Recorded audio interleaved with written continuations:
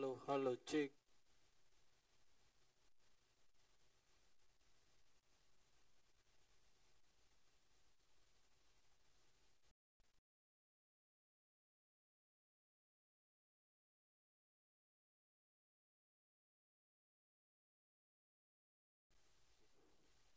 Check this, check. Check this, check. Check.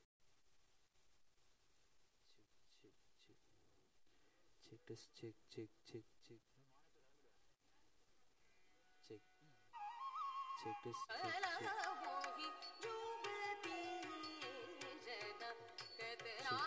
Check this, check.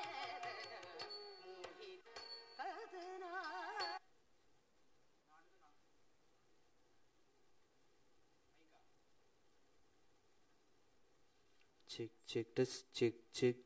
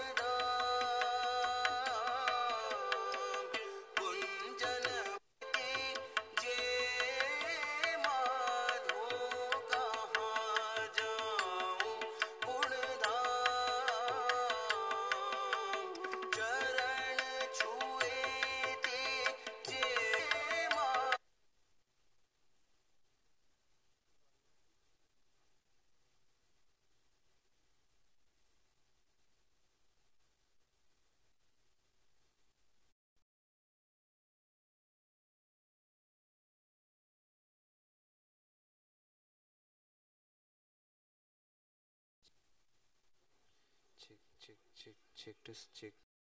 This, check. No mind represent.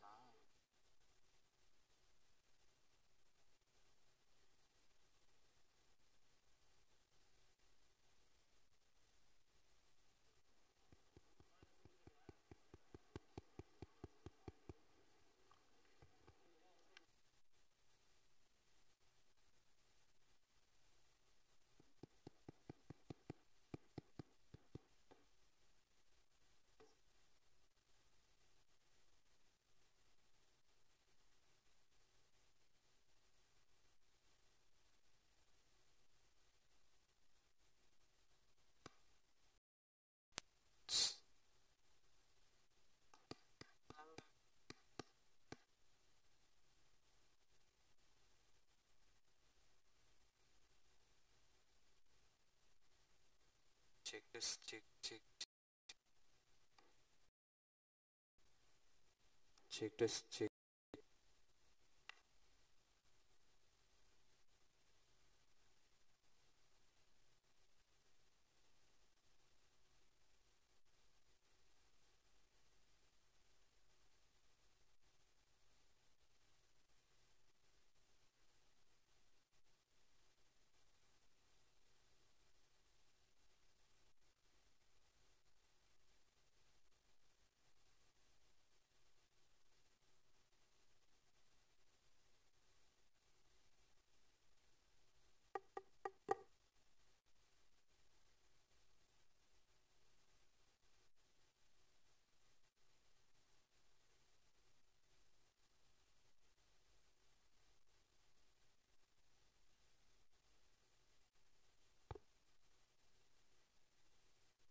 Good morning, everyone.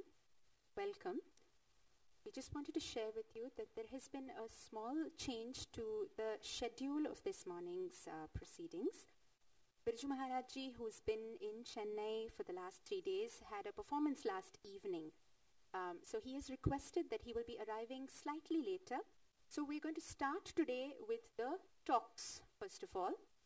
And then we will be moving on to the awards ceremony, where there will be the speech by Srimati Alarmelvalli, and we will follow that up with the in-conversation session with Maharaj ji.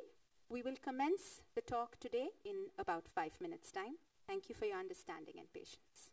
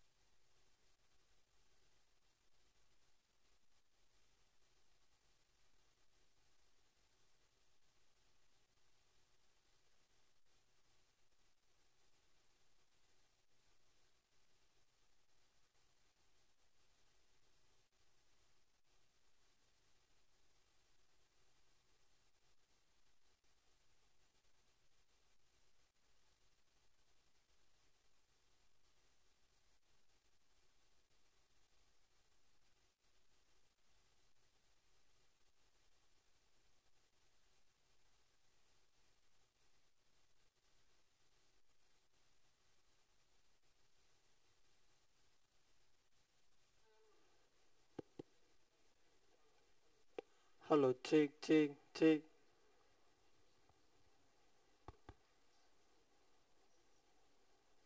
Good morning. Namaskaram. Welcome to all of you who have joined us this morning for this day's proceedings. I also extend a warm welcome to all those around the world who will be joining us through a live webcast. We thank everyone. The focal point of this year's Navadesha conference is in making an effort to articulate what formulates, as we understand it, the core spirit or identity of an Indian classical dance form. We often tend to refer to the identity of any dance form in terms of its aesthetic and grammar, rather than by a set of checkboxes it fulfills. The boundaries in our art are circumscribed by some deeply grounded fundamental principles rather than a ready prescription of do's and don'ts. This not only makes it possible for the art form to develop constantly and organically, but also makes this evolution an essential and sustaining facet of the form. Many of us dancers today grapple with the idea of presenting an expansive set of ideas and concepts through our own styles, whether it is the telling of non-traditional stories or portraying social situations of today. The immediate challenges we face with executing these ideas all converge at one basic question. How do we do this while not tampering with the core spirit of the dance form? How do we tell stories of all kinds while fully exploiting the grammar of the form and actually augmenting its distinguishing features? Today, we will specifically take up the idea of language and dance. What are the underlying rules that marry the grammar of dance with the grammar of the lyrical medium? What happens when we tamper with or change the musical or lyrical grammar that is native to a dance form? For example, if we were to compose a Bharatanatyam piece to, say, Bengali music or language. The links that exist between speech and music to some degree has always seemed obvious. The genre of music that is native to any particular language seems to in some way most faithfully follow and preserve the cadence of that language, the rise and fall in pitch, the stresses, and really in some way seems to embellish the language itself. What we ask today through our various presentations is, does a similar natural link exist between dance and the spoken word, or equivalently between dance and the musical genre that is native to it? Is there a syntax to classical dance which links it most naturally to a particular language and music? And if we were to move and explore beyond this, how do we learn to recast the syntax of dance to suit this? We're extremely happy to have as our first speaker today, Srimati Ragini Chandrasekhar from Delhi. Most of us Bharatanatyam dancers are used to being trained in the traditional repertoire of padams and javalis, mostly drawn from the South Indian languages of Tamil, Telugu largely, sometimes Malayalam, of course Sanskritam as well, and largely set to Carnatic music. Srimati Ragini Chandrasekhar, throughout her growing years in dance and today as an established performer, explores and presents works from the north of India. Poets such as Vidyapati, Surdas, Tulsidas, Meera, the list goes on. But interestingly, this has been as much a part of her growing up and training as was a Kshetriya Padam or an Annamacharya Padam or Sanskritam pieces. And today what we look forward to hearing from her is how she views these two seemingly disparate families of music and language, how she addresses that through dance, how does the flavor of a particular gesture that is being used or a particular interpretation that is being developed, how does that change to keep and be faithful to the choice of the language? We thank her for being with us this morning from Delhi, and I now invite Srimati Ragini Chandrasekhar to present. Welcome, Akka.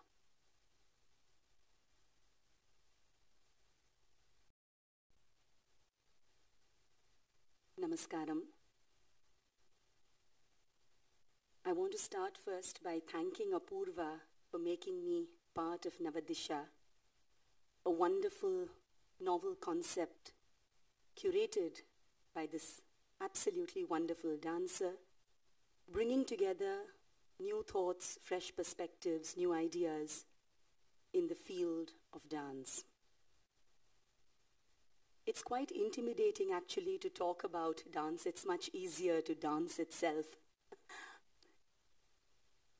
But the topic that Apurva invested with me actually set me thinking, because my foray into the world of North Indian bhakti or Shringara poetry had never been a consciously thought out move to sort of experiment. It was something that I grew up with by being the daughter of my mother and guru, Srimati Jamuna Krishnan. Any language is a window to a specific culture. It enables one to look at the society, its customs, geography, the relationship among men and women, the social practices, food, music, dance, etc. As a result, the study of different languages other than one's own is always a very enriching experience. At this point, I want to just take you back a couple of decades to when my maternal grandparents actually moved out of bustling Mumbai way back in 1942 and came down to settle in Delhi. And at that time, the north-south divide was actually more vast and more pronounced than even the divide between India and the Aboriginals, I think, today. And the South Indian was looked upon as a great piece of conversation. He was seen as an alien up in the north, where he was sort of placed alongside the Punjabis. And everything about him, the food, the complexion, the language that we spoke, the way we ate, the clothes that we wore, everything seemed to be a topic of conversation. So this was the kind of milieu that my mother actually grew up in way back in the early 40s. My maternal grandparents did make adjustments and shifts in normal living, and this was hugely challenging, to say the least.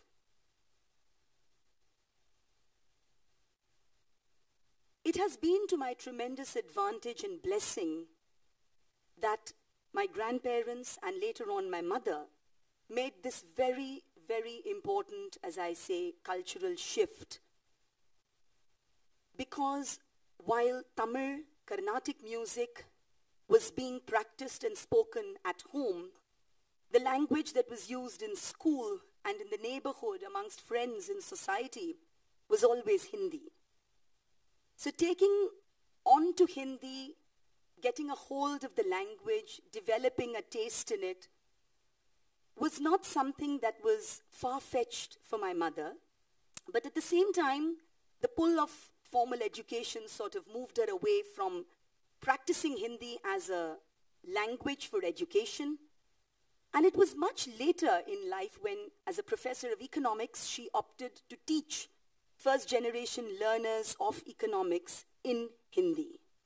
So because she chose to teach economics in a medium other than English, she obviously had to go deeper into studying the language. Surrounded by friends and colleagues from the Hindi literature department in the university, moving into poetry, moving into literature, moving into other kinds of Hindi texts, it was not just like, the rapid English-speaking course, so how do you speak Hindi in 15 days? But it was more that she wanted to get a grasp of the language. So you end up doing that best when you read poetry, you read literature, you read works of other authors, and then sort of get a hold or move into the depth of a particular language. Her training in Bharatanatyam continued side by side, her training in traditional Bharatanatyam. And very interestingly, one of her very close friends who was a poetess in Delhi and who used to come regularly to see the Bharatanatyam performances, one day told Amma that, you have these beautiful padams, love poetry, which you explore in Tamil or Telugu, there is something very similar in the north, penned by Vidyapati. And that was a time when Amma did not even know the spelling of Vidyapati, leave alone the language. And the language that Vidyapati wrote is in Maithili, very different from Braj Bhasha used by Surdas ji. And at that same time, our Guru Kalanadi Mami was commissioned to do a project by the Sangeet Narak Academy alongside Rohini Bhateji in Kathak. And Rohini Bhateji, because the two were working together and they were in Delhi and our home was another home for Mami whenever she would come to Delhi, Rohini Bhateji would always tell her that you have these gems in Bharatanatyam which you can just sort of take up and do in Sringara. But we, unfortunately, other than our Thumris, we really don't have much of a wider repertoire to sort of delve into in terms of our language. And my mother, as a young learner, very timidly shared a particular Vidyapati song and said, I read this, so why don't you try doing this in Kathak? And it was the magnanimity of Rohini ji that she set that to music and performed it in the same stage as Mami. And that set the first ignition spark sort of moving when Amma thought that if she could delve into another poetic ocean, why can't I? And there began this very long journey of exploring Bharatanatyam through another syntax, another language, very alien to us because Maithili, Braj Bhasha is not something, even the poetic Hindi that is used in Meera, which is very, very flavorful of Rajasthan and Mewar, that region, is not something that you really speak at home, even though you are born and bred in the north. The beauty of exploring these works was never centered to doing it for one performance, or it was never geared up just to sort of do it as a project or do it for one evening, or it has to get condensed into that 2-hour format. But the idea of exploring the poetry was that one needed to delve into every possible poetic interpretation that the poet has to offer. And there began unraveling, as I said, these absolute gems in poetry. Very interestingly, during the exploration of Vidyapati, when Amma was working very closely with Kalanadi Mami, Mami herself at that time was amazed and astounded that a parallel world to Kshetraya existed in the north, and there were so many shades of Sringara, Vidyapati being absolutely the master of Sringara. The beauty of the language at this point, I would like to say, is that many a times the poetic expressions are so succinct, they are so pregnant with meaning, that no matter how much you try during the process of teaching or translation, you can't ever find a substitute word for that particular word which the poet has used to describe a particular situation. The challenge has always been, I feel, to understand the language in its entirety. So be it Vidyapati, who explores Sringara in its diverse shades, his favorite being the relationship between Radha and Krishna, to Surdas, where actually the Madhurya Bhakti of Surdas ji comes out so beautifully when he was initiated into the Krishna cult by Madhavacharya, and he, I believe, penned the entire Bhagavata after hearing it from his guru, Madhavacharya. Before that, it was believed that he used to lament about his own misfortunes as he was born blind. But it was Madhavacharya who told him, listen to the beauty of Krishna and all will be well. And that is how the entire 10 sections of Sursagar were actually written by Surdas ji.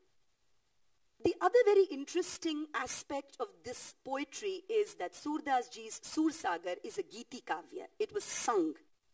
So if you read the Sursagar volumes, there are 2 huge volumes. Every little pada of Sursagar actually has the name of the traditional raga written alongside that. Ragas which must have been used and which sort of fell out of practice.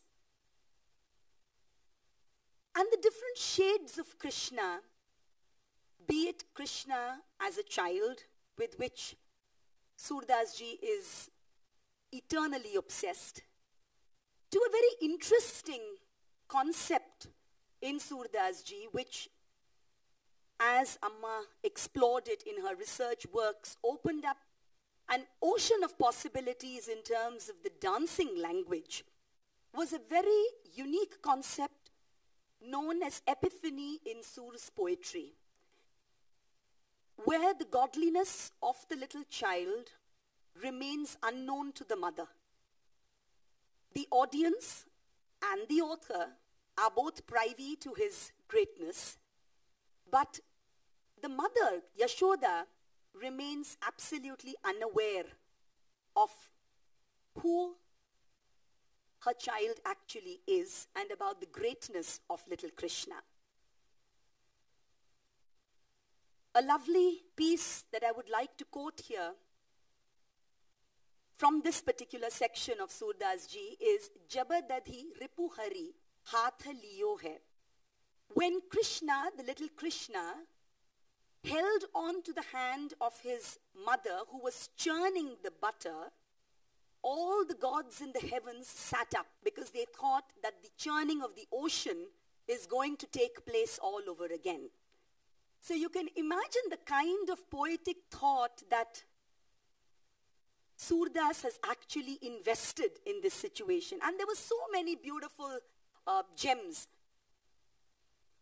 where Krishna says, Maya mori bado karo lori, doodha dahi krita makhana meva. Please give me all the butter and curd. Oh Maya, oh Yashoda, I want to grow up fast. Because when I grow up fast, then only I'll be able to kill Kamsa. So look at the wonderful, it's a kind of a circumambulation. You sort of take a round path and you come back to where you started, and that eternal cycle sort of continues. You have this wonderful composition in Krishna Karanamritam, Ramo Nama Babuva, where Krishna hears the story of the Ramayana from his mother as a lullaby, and at the same point when Sita has been abducted by Ravana, he wakes up in absolute distress and shouts, Lakshmana, where is my bow? I want to go and kill Ravana. And that is when the mother is completely distressed. She doesn't know what's happened to her little one. And she continues remaining unaware till the end. But it is only the audience and the author, the poet, who know about the greatness of the little Krishna. The parallel piece which we did, and it's just lying there like a pearl in the ocean in the poetic works of Sur, Suni Sutta Ek Katha Kaho Pyari. The mother says, can I tell you a little story? And then the entire Ramayana unfolds. So you have to, as I said, explore the works in entirety. It is not about doing a particular piece. It is not about conditioning it or specifying it to the challenges or the time frame of a performance. But then how do you go beyond that and then select? At this point, it becomes very important for me to tell you about how we sort of went about doing the music. Because if you were to set a Vidyapati or a Sur, or for that matter, a Tulsidas. The entire Tulsidas Ramcharitmanas is set to the Chopai style of music, singing in Ragam Desh. And the entire cadence of the lines, the ups, the downs, the stretches, the Chopai itself is a 4-line little poetic verse. And you cannot sort of tamper with the pauses in the poetry, because that would sort of mean affecting the divisions in terms of poetry, and would also start affecting the language and what it sort of is trying to say at that point of time. If you were to set Vidyapati and Sur in very classical, chaste Carnatic ragas like say an Abheri or a Madhyamavati or a Purvi Kalyani or a Kambodi, personally at that time, Amma felt that the impact of the poetry or the poetic verse, the poetic stresses would sort of get lost. It's like hearing an Oranga Sai in maybe a Brindavani or a Durga or a Desh. You would not have that kind of weight to the composition if you were to explore it in a much lighter raga. Similarly, if you were to set the music of Meera, so the music, interestingly, when we were doing the music for Meera's works, for Meera's Padavali, we had to keep in mind that the poetic verses come from the state of Rajasthan. And there are certain traditional ragas which are used in that state. So it could be Mand, it could be Rageshri, it could be Bhageshri. And because Amma was trained in music, all the musical compositions for the different research projects were completely done by her. So it was never that 10 verses have been selected, you hand it over to a music composer, you say, now put 2 jatis, put 4 swaras, I want it in this format. There were a whole lot of pieces which never sort of lent themselves to any kind of nritta. So you could never even think of putting a swara or a tattimit or a fast-paced jati in the middle of a composition which says, I'm wilting in love for you. Or Meera says that a beautiful thought that comes up in Meera is in a composition very less heard, where she says it's just 4 lines of poetry, but then you can do that piece for about 15 minutes because there's so much to sort of, as I feel, explore between the words. Sovat hi palakame mein to palak lagi palame piv aaye. At that time when I slept, Sovat, palakame, in my eyelids, Krishna came at that moment. Main jo uthi, Prabhu adar din ko, when I opened my eyes to welcome my Lord, jag kabhi piva dhoond na paaye.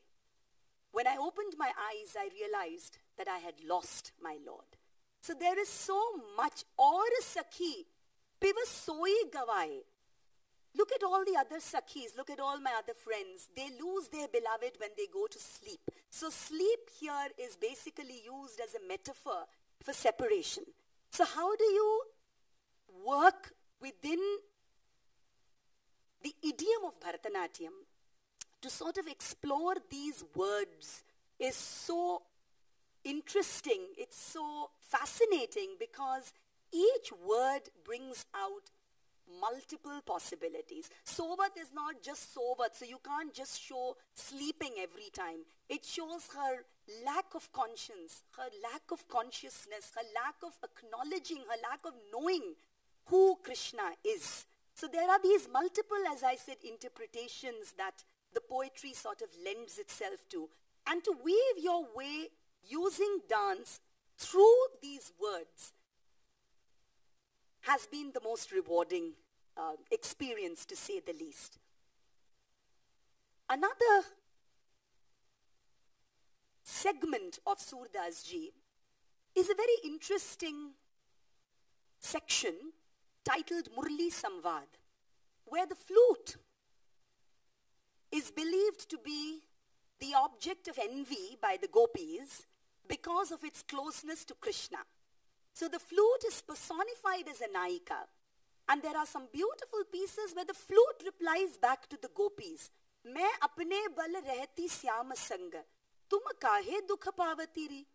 I am with Krishna on my own strength. Why do you get annoyed? Mo par ris pavati ho puni puni. Again, the word ris does not, you translate it very loosely, it means anger. But that anger cannot be really shown as anger. Because the gopis feel jealousy, they feel envy, they feel hurt because of the flute's closeness to Krishna.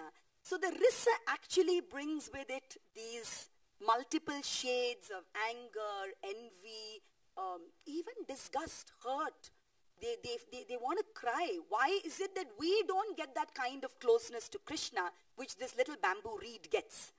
And she replies back saying, in the end,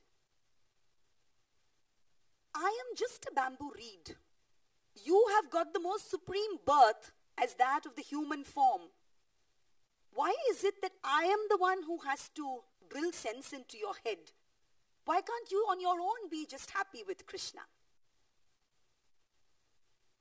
It is not so much about choosing or making a conscious choice of using another language for dance, as long as the themes, the poetic expressions, and what are the ingredients with which you are actually going to set your dance piece, if they are in the right proportions, if they are there with you to sort of start making your dish, I think the dish is going to be delicious, to say the least.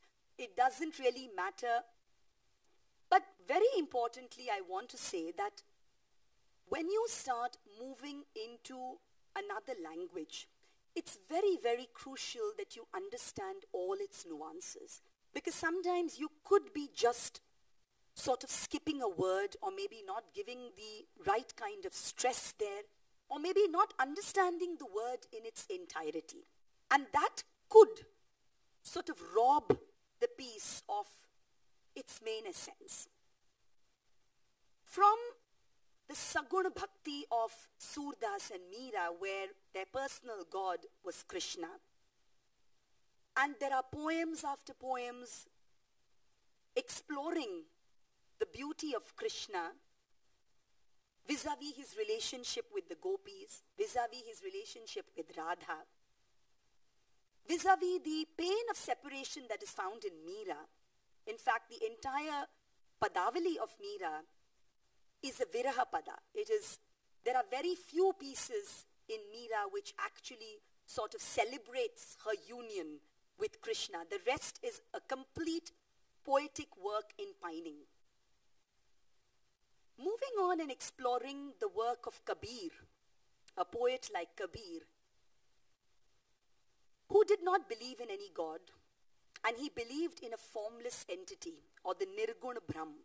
There is no form to the Lord, and even in his poetry when he says, Hari mera piva bhai, Hari mera piva, complete poetry of ecstasy.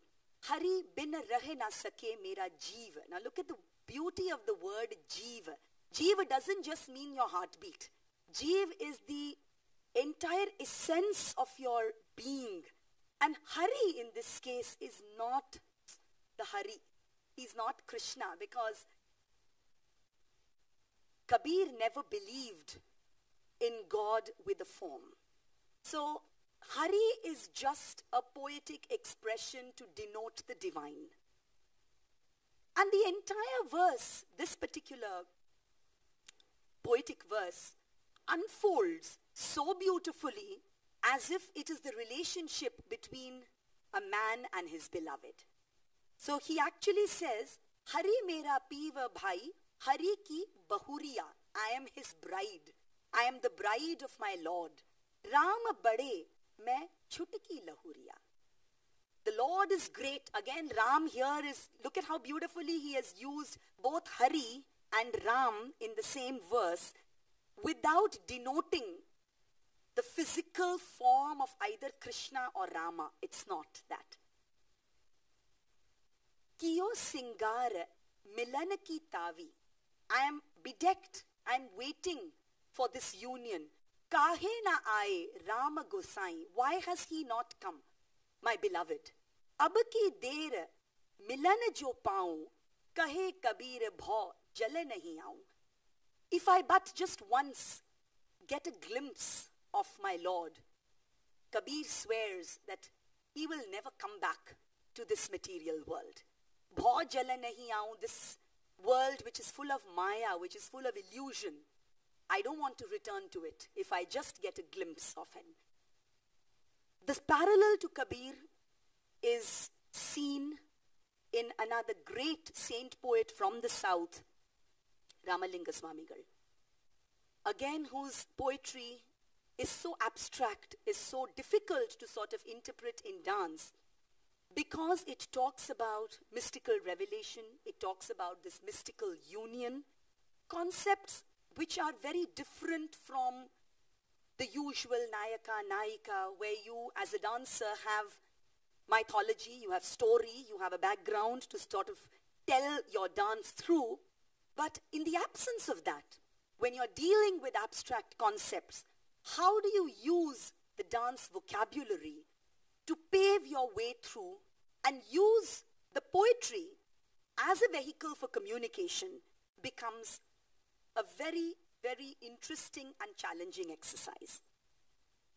All of Kabir's poetic works, again, I want to hear time and again say that it is not that one lone piece has been taken up, researched, set to music and danced.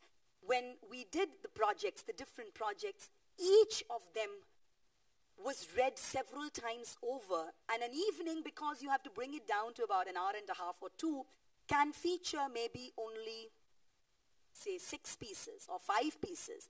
But the reading has to go on for about maybe 50, or in the case of Surdas ji, 500 of them, so that you see the various shades that the poet really has to unravel, and then you pick out from that as to how you want to go about in terms of your dance interpretation.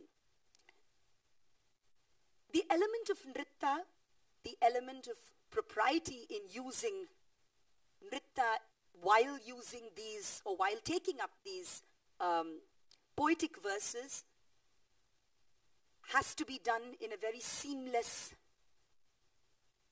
integrated manner, so that the poetic verse itself lends to dance movement. For example, one of Meera's very beautiful poems of ecstasy is where she says, Giridhar aage nachungi, main to Giridhar aage nachungi. Very unlike the Viraha poetry of Meera, but Meera seen in her full cry as a very bold woman. She says, Nacha nacha piva, rasika rijhaun. Now, the word rasika, no matter how much we try to sort of translate it into English for our students back in Delhi who don't know poetic Hindi so well, at the best it only comes to being an equivalent to connoisseur. But rasik is so much beyond that. Rasik is somebody who has the ras for music, for dance, for love. So all this, this is why Krishna is termed as a rasik by Meera. And she says, Nacha nacha piva rasika rijhaun. I will, in fact, when I teach this piece to my students, I say, Meera is rijhauing Krishna. And then they say, what is rijhai? So I'm like, I can't get the English equivalent to rijhana. Rijhana is, you know, at best we can say entice, but entice brings with it a sort of a vampish connotation. But here, the word rijhana is where she is making Krishna dance along with her entirety, with her being. She says, Loka larja kulaki maryada, ya main ek na rakhungi. I will not care about the norms laid down by society. Meera hari ranga rachungi. I will drown myself in the colors of Krishna. So what could be a poetry of bold feminism, if you were to take it even in the modern concept, as compared to Meera? This journey that we have been sort of engaging in.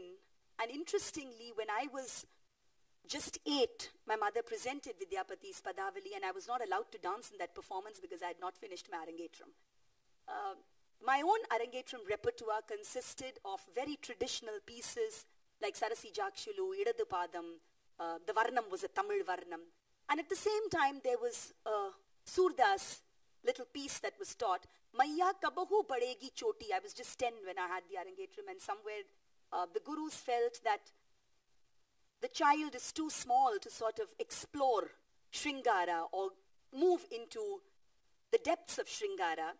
The Varnam was a Bhakti Varnam. So why not have a little variety in terms of the Abhinaya pieces? It's a little Krishna who goes and tells his mother, look at this, you're again and again making me drink this milk and curd, telling me that my hair will grow very long. You're washing my hair every day, but look at it, it's still so short. So the interpretation or the poetic voice of Sur is beautifully expressed through child Krishna. Another segment which we dealt with, I was much older at that time, was a very complex part of Surdas ji, known as Brahmar Geet, where the entire poem or the entire sequence happens after Krishna becomes the king of Mathura. He has left Brij behind. He has left the gopis who were in love with him. They continue to pine for Krishna, and he sends his emissary Udho to tell the gopis that they should now have their thoughts moving ahead. They should give up thinking about Krishna and should now move on to thinking about higher things in life.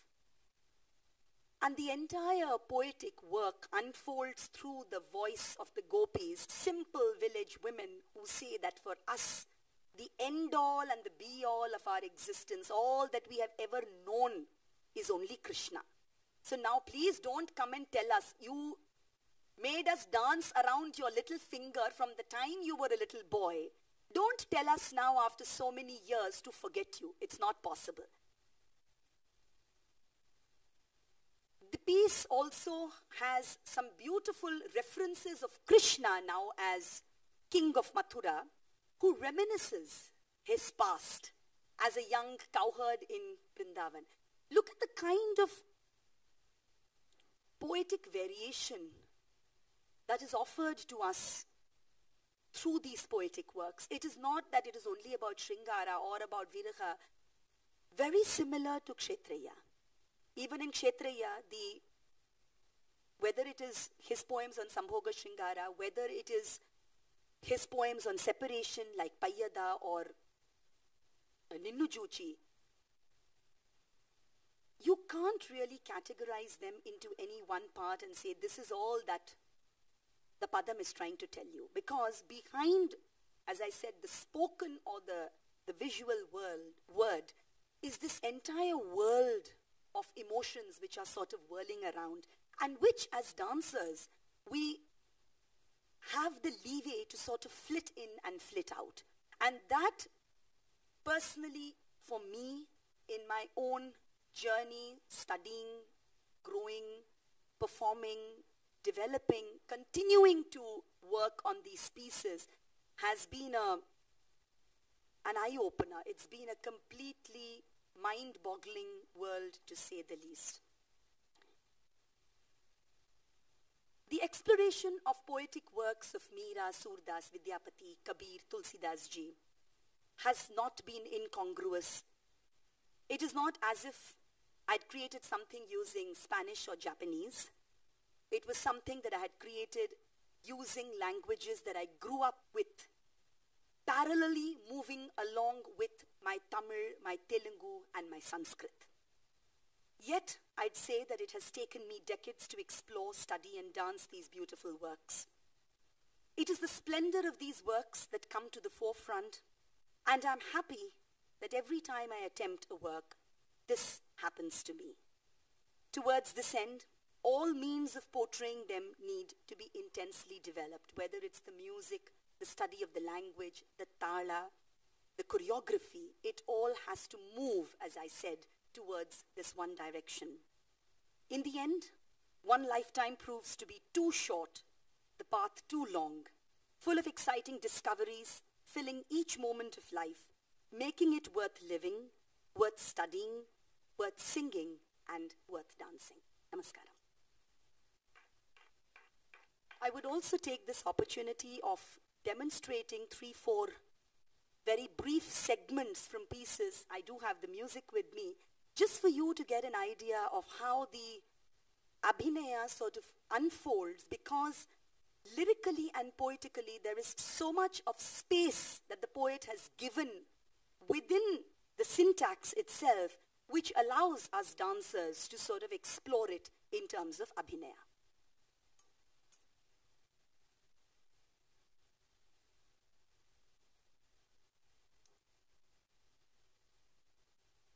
The first piece that I take up is a composition of Surdas ji. It's a very long piece, but I'm just going to only do the Pallavi. It is about Rama and Lakshmana in the forest, soon after Sita has been abducted. Rama is distraught, and he confides to his brother, saying, "Suno Anuja, listen, O younger brother. Iha bana eka mili. This entire forest has conspired, Janaki Priya Hari, to separate Sita from me." So that is all that the line has. But the kind of emotion that is invested, in fact, as the piece unfolds, every part of Sita's beautiful body, Rama says, has been taken away by the forest. So he says that snake has taken away her long, lovely hair. The bimba fruit has taken away the redness of her lips, the champa flower, the softness of her feet. And in the end, back again the poet says that looking at the Creator himself in this distraught state, Surdas ji is at a loss for words. He doesn't know how to comprehend this situation, because it is unimaginable to see Rama, the Rama, so helpless. So the piece is of course much longer, but just a very short extract from that.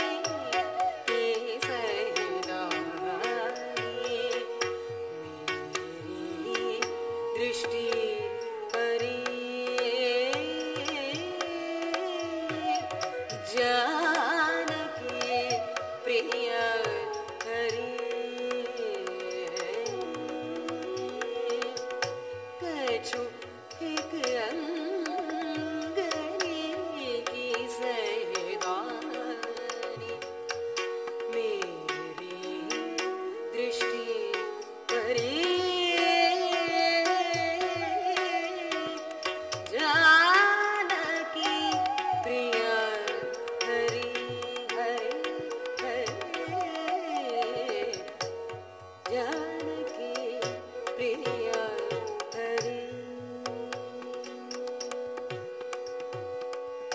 कटिके Hari Kokil Kalpa. The other piece that I sort of demonstrate is in sharp contrast to the mood of Viraha. Way back in the 1980s, I think it was 87 or 88, Mami had been commissioned to do a project on Nayakas in Bharatanatyam, and Bragaka, Priyaka, my mother, my sister were all part of this project along with Mami. And Amma had chosen this particular composition of Vidyapati, where a very naughty Krishna makes up his excuse for not coming on time to meet Radha. He says, Suna Suna Sundari, Kara Avadhana. Oh, beautiful woman, listen to me. Kara Avadhana. Give me an opportunity to speak. Binu Aparadha. For no fault of mine. Kahasi kahean. Why are you blaming me like this? Pujalo Pasupati. The entire night, Jamini Jagi. The whole night I was awake praying to Lord Shiva. Gamana Bilamba. Pelate hi lagi. Without any delay. See, as soon as it was morning, I've come back to you. And then he realizes that the telltale marks of being with the other woman are there on him. So he says, Lagala Mrigamada Kumkumadaga. That Mrigamada, the musk that you see on my face, is because of being the entire night in prayer. Ucharita mantra. Adhara nahi raga. I have been repeating these mantras so many times over and over again that my lips are almost cracking. Rajani ujagara. The entire night. Because I have stayed up. Lochana ghora. My eyes are showing lack of sleep. Tahi lage tohe mohe. See the wonderful rhyming of the syntax. Tahi lagi tohe mohe. For no rhyme of reason, you are blaming me. Bolasi chora. You are calling me a thief. So, Rajani ujagara lochana ghora. Tahi lagi tohe mohe. Bolasi chora. So even the pace of the lyric sort of lends itself to this mischievous Krishna that is there in this piece. Naba kabi sekhara ki kahabatoe sapatha karahu taba paratita hoye. I'm promising to you, Naba kabi sekhara is the poetic voice that comes in. Ki kahabatoe, please listen. Sapatha karahu. I'm promising you, doing shapat on you. Taba paratita hoye. Only then will you have a change of heart. So I want to do this piece. It's very short, and I think I will end with that because there's just so much that you can go on and on talking. So this particular composition of the poet Vidyapati. The music, the selection of the lyric, setting it to music has been done by Guru Jamuna Krishnan.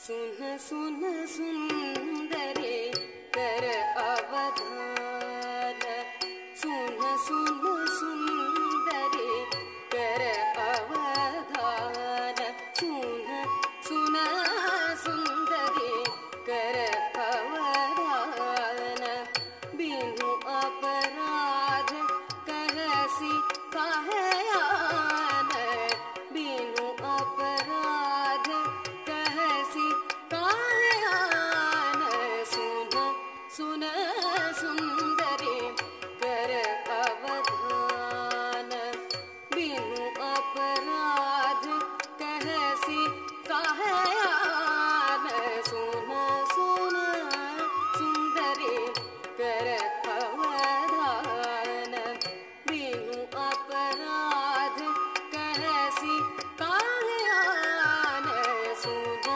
सुन सुंदरी कर अवधान बिनु अपराध कहसी काहे आन सुन सुन सुंदरी कर अवधान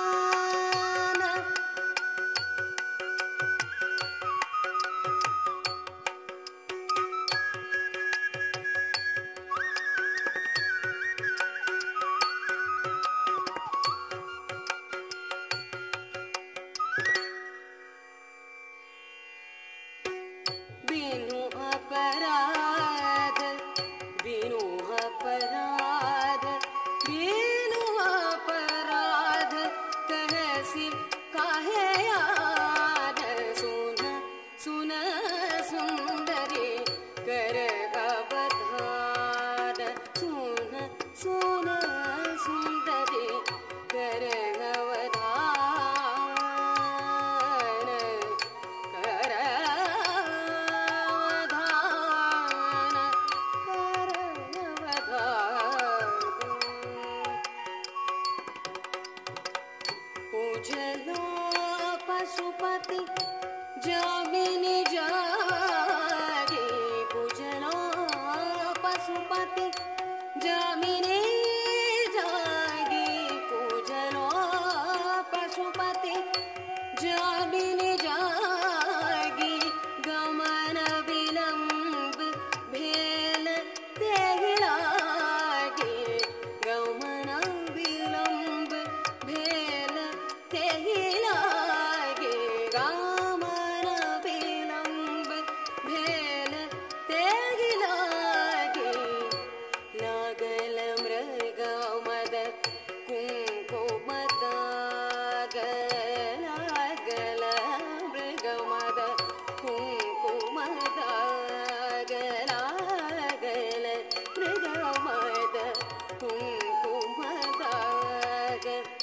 उच्चरित मंत्र अधर नहीं राग उच्चरित मंत्र अधर नहीं राग सुन सुन सुंदरी कर अवधान बिनु अपराध कहसी काहे आन सुन सुन सुंदरी कर अवधान कर अवधान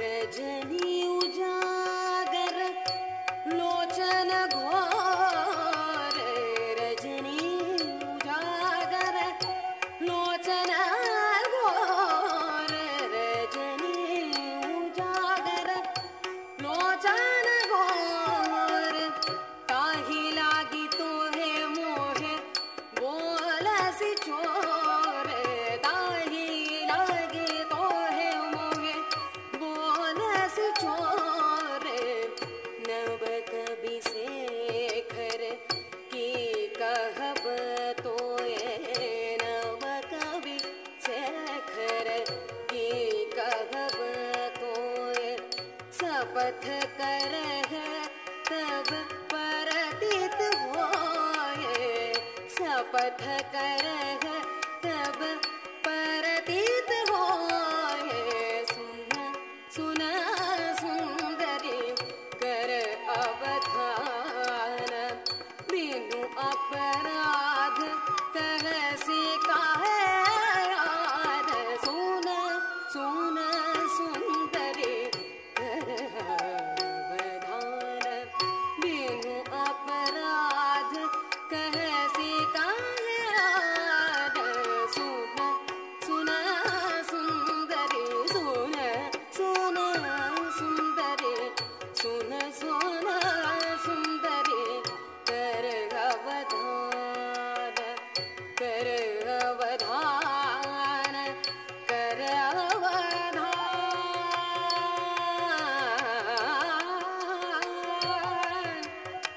कर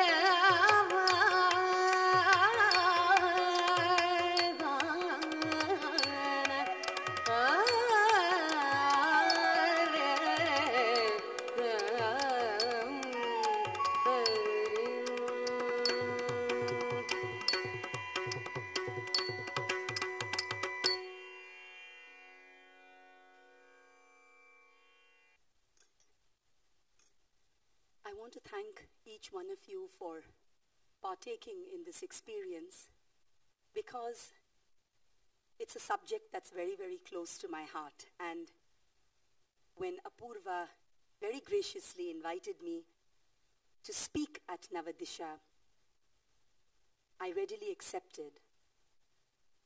This entire thought process of Navadisha in our home started way back in the 80s because it was an absolutely novel exercise to use alternative poetry. Before that, one odd piece only was being danced by dancers. It could be Hari Tumaharo Janaki Peer, which was very popular of Meera, or Yashoda Hari Palana Jhulave. But to take up entire works of poets and conceptualize them as alternative margams for Bharatanatyam has been an extremely challenging, rewarding, and an ever-evolving process. Thank you so much for being part of this. Namaskaram.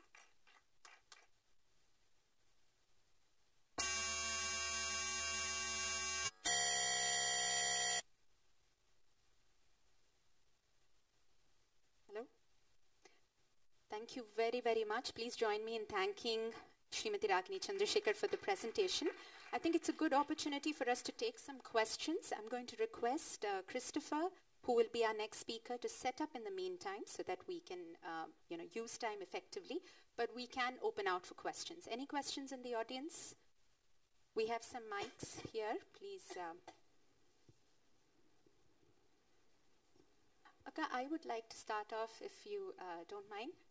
You did mention, yes please, you didn't mention, when there are specific words, like you were saying, Rijhana, how do you even translate it, Yes. While teaching somebody? The question that I had is, it's words, and the interesting thing is also, with language comes proverbs, Oh, yes. which are very, very culture specific. Oh. So, two things. One is, how do you, for instance, if it's Rijhana, what would your choice of gesture in Bharatanatyam, how would you expand, ideas like that? And also, how do you transfer this knowledge when you're teaching? Because you have done the research of the entire body of poem, Correct. but when you teach a student, it's that one poem. And, if they're learning Telugu, all of us have learned these languages Right. through our dance journey. Right. So, That's a very interesting question. This brings, this was one used the word Rijhana as part of this selection from Meera's Padavali. We did incorporate some Nritta element into it because the poetry allowed us to do that. The poem itself is Giridhara Aage Nachungi.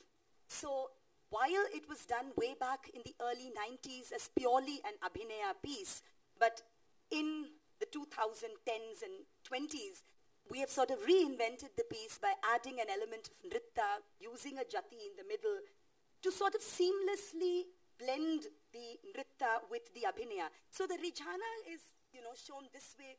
The Rijhana could be shown this way. The Rijhana, see, this is a new kind of the Rijhana is always, like, since it's two ways, so the Rijhana is shown this way. So you can use it with the employment of the body movement. It could be a dittai, it could be a little spin of the body, because we are using that element of nritta. The second thing that you said was about when you transfer the idea or the knowledge to the students, we try to see as much as possible to sort of give them an overview of the poetry. So it's not just one particular piece, because then what happens is your description of, or your depiction of that while you are dancing becomes very staccato. And it becomes very studied, because you're only being taught, okay, do dittai, and then you come back. Whereas it's not that. It holds within, that movement holds within it the poetry itself. So you're doing the movement only to sort of enhance the poetic verse or the poetic expression, and not the other way around. So giving them a little background of the Padavali, of Mira's philosophy in this case, becomes essential. And it also is vital that you start taking up these pieces only once the student has some kind of a basic sort of a training in Abhinaya. So once you have taught the Thai Yashoda, the Tira de Vilayate Pillai, the Yen Palli Kundiraya, the simpler pieces, not to say that they are in any way simple, it's very tough to do a Thai Yashoda. But it is only when they learn how to switch in and out of characters, which is the vital crux of Abhinaya, only then do we take up pieces where the words are limited, but the way you explore or expand them becomes vaster. So that is something that we sort of keep in mind. The younger students are taught more descriptive pieces, like we have lovely compositions of Surdasji which are taught to the 12, 13-year-olds, Sundara Syama, Sundara Bara Leela, Sundara Bolata, Bachana Rasala. So trying to sort of minimize the use of the Abhinaya, but use more of the nritta or the body movements to enhance the verses. So there are different approaches to that. It depends primarily who is sitting there in front of you, who's your target Have audience. you come across any term where you felt your dance vocabulary did not do justice to the flavor of that? Yes, there is a lovely composition, very good question. There's a lovely composition of the poet Surdasji in his section on Epiphany, which is the dramatic revelation, where Mother Yashoda is trying to pacify little Krishna by showing him the moon. So she tries to bring a bowl of water and shows the reflection of the moon, and Krishna tries to hold it, but it obviously slips away and the baby starts crying. So she says, Tuva mukha dekhi, darata sasi bhari. Looking at your beautiful face, that moon has run away. Kaha kari ke hari, heryo chahata, bhaji patala gayo apahari. It doesn't want to be in the hands of Hari. No way is it going to come in your hands. Bhaji patala gayo apahari. It's run away to the netherworld. What else will that poor moon do? So in the end, there is a line which comes, Sunahu syama, tumako sasi darapata. Listen, O Krishna, the mother says, looking at you, sasi is moon. Darapata, the moon is scared looking at you. Yah kahata मैं sarana tumhari. That word sarana again has absolutely, I have not found out, you can't say sharana gata, you can't say sharan, it's not charan. The moon is saying, yah kahata main sarana tumhari. I have just surrendered. Even surrender, I think, brings with it only that much as the word sort of allows it to. But the word sarana has so many wonderful possibilities which are all here. But then when you try to bring it out in dance, at the most the baby, like the way I have done it is when the baby is on Yashoda's lap and she says, Sunahu Syama, listen, O Krishna, now it's time for you to sleep. That moon is scared of you. Yah kahata main sarana tumhari. It wants to be at your feet, doesn't want to be in your hands. So that is at the most that we took the interpretation, that the moon is not wanting or cannot or just cannot afford to come in your kara, in your hands, but wants to be at your sarana, wants to be at your feet. So we also end the piece by Krishna putting his feet into the water and going to sleep, because he at least feels the moon is there. And he's able to see the moon when he has put his little feet into that. So there are times when, as you say, the poetic expression, the poetic possibilities is so immense. It's so much that you feel completely, foxed, incapable of how to sort of bring that and translate it into dance vocabulary. And that is the beauty where the words are limited, but then there is so much that you can sort of weave through that in terms of your rubbing. Thank you so much. Do we have any questions from the Yeah, audience? Yes. Oh, plenty. Oh God, this is intimidating. No, that was lovely. I had the opportunity to give them a few sessions at our camp at Tenangur, and this little girl here had been very naughty, inquisitive, very curious, but very participating as well. Thank you for that lovely demonstration. I thought it will be interesting for the students to know how you fit in the nritta segments. You were talking about inserting some jatis here, some swaras. What is the grammar that you would use there? Do you think the typical South Indian Bharatanatyam grammar would go hand in hand with those tunes? You were referring to the ragas, Yes. So. A wonderful question that Akka has asked, and I just want to at this point maybe play a little segment, because unfortunately I'm not dressed to do the nritta. But yes, the jatis or the rhythmic patterns that we use are very much traditional Bharatanatyam patterns. But then the idea or the thought behind that is, how do we sort of knit it and weave it back into the poetry? So it can't be that you are doing a piece that sort of doesn't lend itself to nritta, and you just sort of stuff the jati or the swaram in it because you want to show your prowess in jumping around. No. Yes. So in fact, I have that.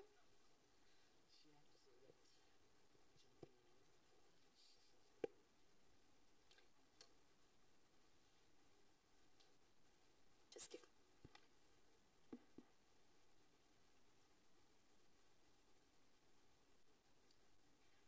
Yes, I'm just going.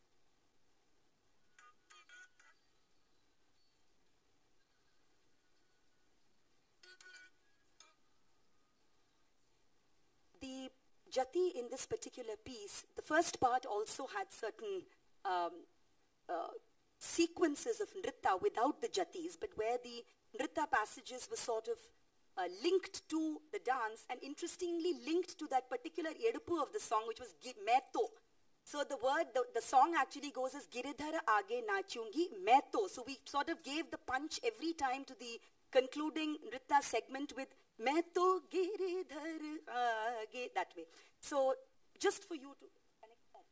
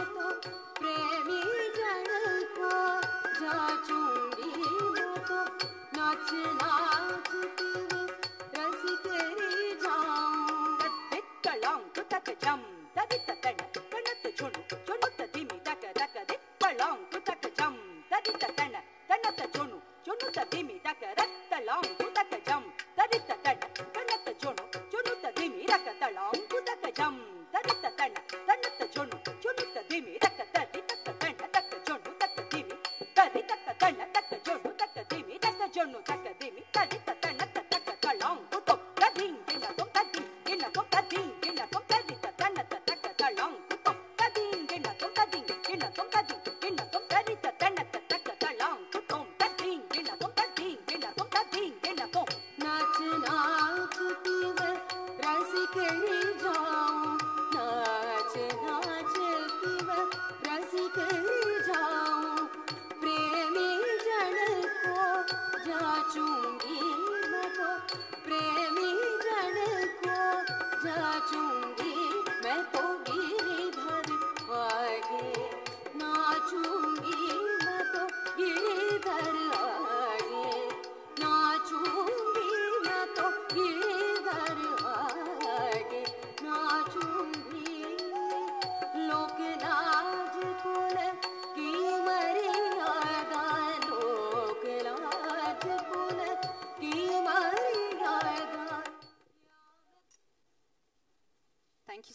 much, Akka.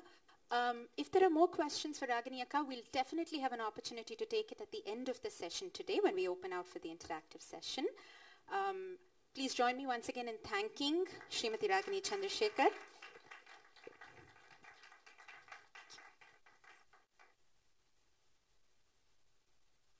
I'd like to invite our next speaker this morning, Christopher Gurusamy.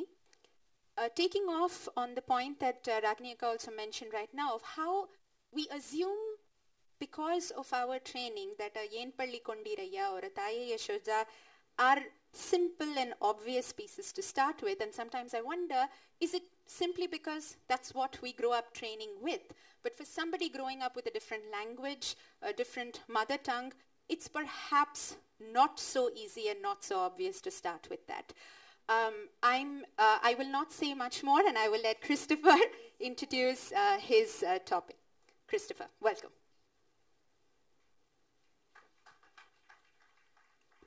Good morning.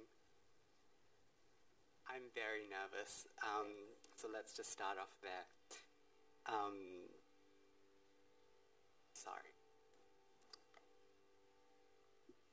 So 13 years ago, when I joined Kalakshetra, one of the first things that I was told was that I spoke too fast. And I think that the first Tamil sentence that I actually understood was, Ava enna sonna? My teachers kept asking, what is he saying, because I spoke even faster than I am right now. So for me, language and dance have always been quite difficult. They're not something that have been as easy as they are for other people. So when Apurva asked me to talk at Navadisha, when she asked me to talk about language and Abhinayam, I thought she was joking, and I really hoped that my presentation would be about Jati Swarams or something like that. Alas, here I am. So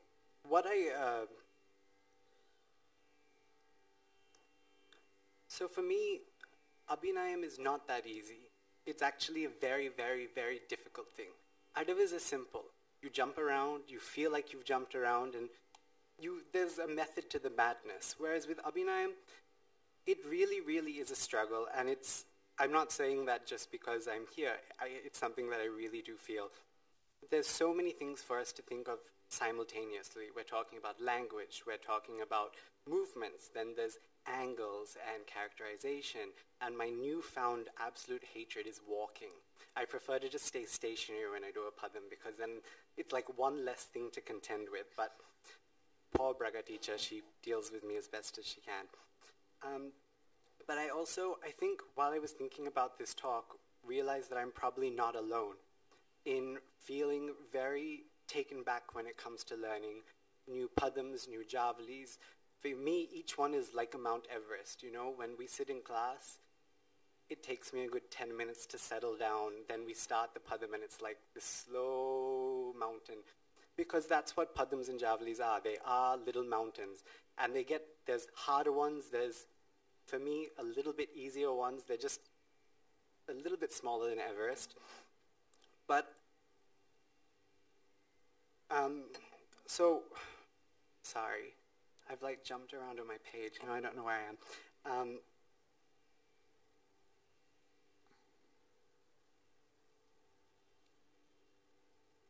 So